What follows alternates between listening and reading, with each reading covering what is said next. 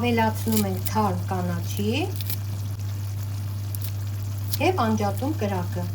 Մատուցում ենք 5 րոպե անց։ Կոլոլակի համար վերցնում եմ թարմ աղացած միս, բավականին յուղոտ։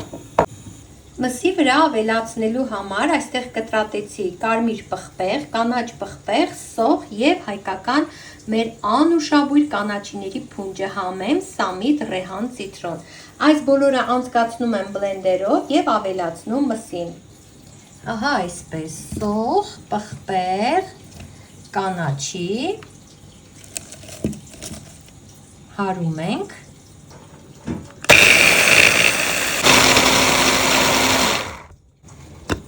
Ահա այսպիսի զանգված ստացանք, որ ավելացնում ենք մսի վրա։ Ահա այսպես, այնպես անուշ է բուրում, ես այնպես եմ սիրում պղպեղ, կանաչի, սոխես համադրությունը։ Ավելացնեմ այս մի մասն էլ, այստեղ կարմիր պղպեղը մի քիչ շատ էր։ Համեմենք, ավելացնում եմ աղ, կարմիր քաղցր պղպեղի փոշի, սև պղպեղ և կորիանդր։ Կորիանդրը համեմի աղացած սերմն է, ոչ միայն աղացած, համեմի սերմին ասում են կորիանդր, ինձ մոտ աղացած տարբերակն է։ Ավելացնում եմ, հագնում ձեռնոցը, մի լավ հունցում այնքան, որ մսի կպչողականությունը այսպես ասած զարթնի։ Հունցում ենք, մինչև մսի կպչողականությունը լավ ակտիվանա։ Տեսեք հեղուկը արձակվեց բանջարեղենից, սիրելիներ, պիտի լավ հունցել այնքան, որ այս հեղուկը ներծծվի մսի մեջ, որպեսզի մեր կոլոլակները ստացվեն ամբողջական և չփխլվեն։ Եկեք գործողությունը անեմ առանց ձեզ, բայց ուզում եմ անպայման ասել, թե ինչքան համեղ է բուրում, այ որ դուք էլ պատրաստեք, կհամոզվեք իմ խոսքերում։ Բարեկամներ, եթե բանջարեղենի հեղուկը շատ ավելին է և զգում եք, որ զանգվածը ջրիկ է, ավելացրեք միձու կամ էլ պաքսիմատի փոշի։ Ասացի պաքսիմատի փոշի, աղացած պաքսիմատ։ Եթե պաքսիմատ չկար, սիրելիներ, կամ ձուն զգում եք, որ քիչ է, ավելացրեք նաև մի քիչ ալյուր։ Ահա այսպես, ալյուրը հեղուկը կքաշի իր մեջ։ Ահա միսը այսպիսի թանձրությամբ պիտի լինի, լավ հունցելուց հետո, հիմա դնում եմ սառնարան մի կես ժամով։ Երբ միսն արդեն կես ժամից ավել սառնարանում է, տախտակի վրա փռում եմ յուղաթուղթ, ահա այսպես, ահա այսպիսի պնդություն ունի, ես այս գդալի օգնությամբ հավասարաչափ վերցնում և գնդիկներ եմ տեղավորում յուղաթղթի վրա, ահա այսպես։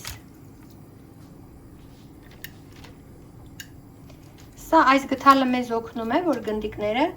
հավասարաչափ լինեն։ Եկեք գործողությունն առանց ձեզ անեմ, սիրելիներ, հետո ավելի եմ կոկիկացնելու,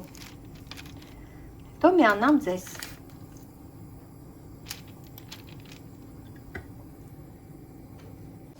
Ահա սիրելի բարեկամներ, կոլոլակները պատրաստված են, բոլորը միաչափ, սիրուն, հարթ, հիմա կրկին տեղափոխում եմ այս անգամ ոչ թե սառնարան, այլ սառցարան, պետք է մի 15-20 րոպե մնան սառցարանում։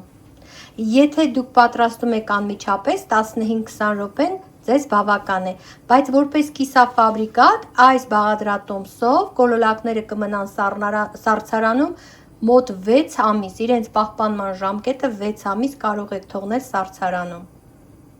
Բարեկամներ, կոլոլակները հանեցի սառցարանից և հիմա բուսայուղի մեջ պետք է տապակեմ, մինչև լավ ոսկեգույն դառնա։ Ահա այսպես, լավ կլինի, որ բուսայուղը տաքանա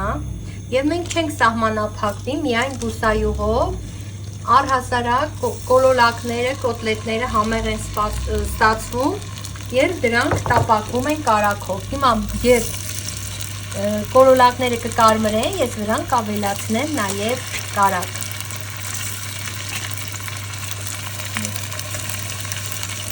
Ահա այսպես։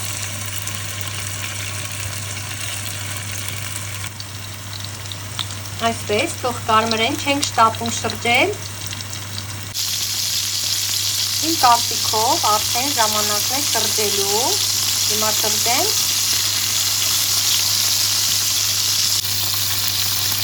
Այսպես շրջում ենք։ Աշխատում ենք փշակներ կոլորակների ամբողջականությունը։ Տեսեք ինչ լավ են կարմրել։ Եվ ինձ անուշ եմ բուրում։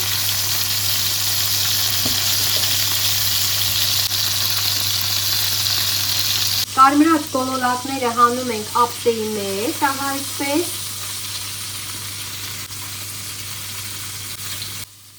Այս ուտեստի մեջ սեզոնի ես աղացած կարմիր պղպեղ եմ օգտագործում, բլենդերով հարած, իսկ եթե սեզոնը չէ, օգտագործեք լեչո։ Որպեսզի բլենդերը հեշտ աղա պղպեղը, ես նաև կավելացնեմ մի փափուկ լոլիկ ու կհարեմ մինչև դառնա միատարր հաճելի զանգված։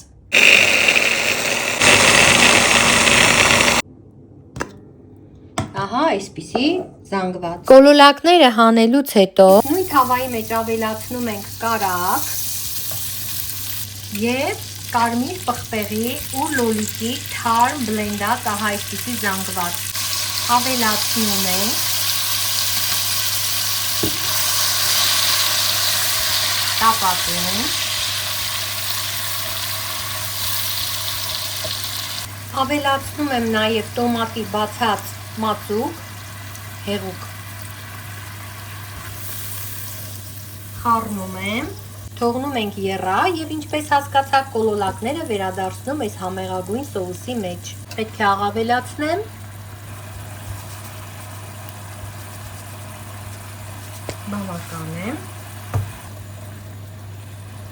Եվ այս թանձրուկի մեջ ավելացնում ենք մեր կոլոլակները։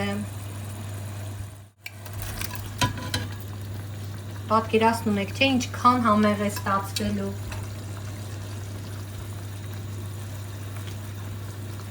Եթե շատ կարմիր չեք սիրում կոլոլակները, թողեք այնքան, որ ամբողջանան կարագի կամ յուղի մեջ։ Հետո միևնույն է եփվում են։ Ես սիրում եմ, երբ կոլոլակը լավ կարմիր է լինում, գրեթե կոտլետի նման։ Կրակը սարքում ենք շատ մանր, թույլ ենք տալիս, որ կոլոլակները ներծծվեն սոուսով, պատրաստում ենք թարմ համեմ։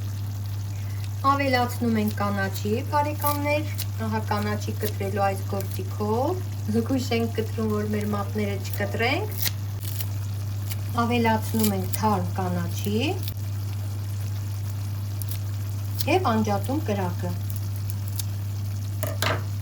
Կանաչին ավելացնելուց հետո ծածկում ենք կափարիչով, կրակը անջատում ենք, թողնում ենք ուտեստը հանգստանա, մատուցում ենք 5 րոպե անց։ Սիրելիներ, եթե ձեզ դուր եկավ բաղադրատոմսը,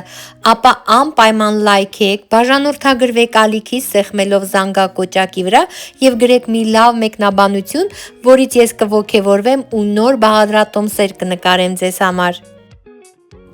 Բարի անխորժակ բոլոր նրանց, ովքեր հետևում են Միլայի խոհանոցին, պատրաստում Միլայի բաղադրատոմսերով ու Միլային լայքում, գեղեցիկ կոմենտներ գրում։